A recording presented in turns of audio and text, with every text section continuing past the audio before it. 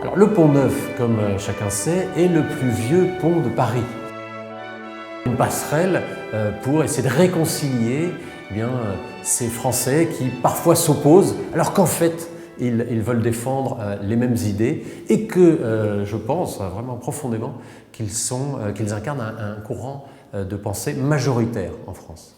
Mais ils l'ignorent. Et le but de la Fondation, c'est justement d'essayer de les faire se rencontrer, de les faire se réconcilier, parce qu'il y a parfois des oppositions assez fortes, des idées comme celle du libéralisme. On voit bien qu'on va avoir des personnes qui considèrent que le libéralisme est une horreur absolue. Il faut sortir de ce mot, qui est un piège.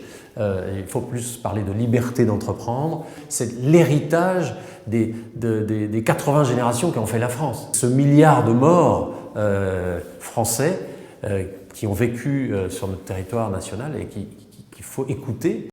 Cette liberté d'entreprendre, elle est fondamentale parce qu'elle permet d'aller de l'avant, de créer des richesses, donc de financer la solidarité pour tous, y compris ceux qui parfois restent au bord du chemin. Avec Frédéric Rouvillois, qui est l'auteur du Dictionnaire du conservatisme, nous avons eu cette idée, avec Benoît Dumoulin, nous avons eu cette idée de créer cette fondation.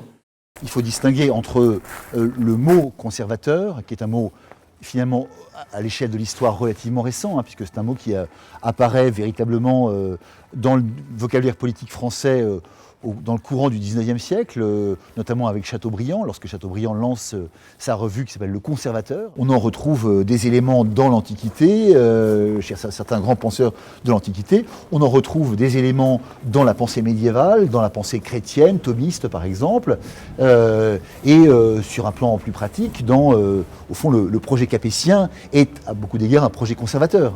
Ça n'est pas parce que les choses sont importantes qu'elles sont solides et stables. Et que par conséquent, notre rôle, c'est d'assurer leur pérennité, faire travailler ensemble des hommes et des femmes de bonne volonté, des intellectuels, des universitaires, des journalistes, des écrivains, etc., autour de ces thématiques conservatrices.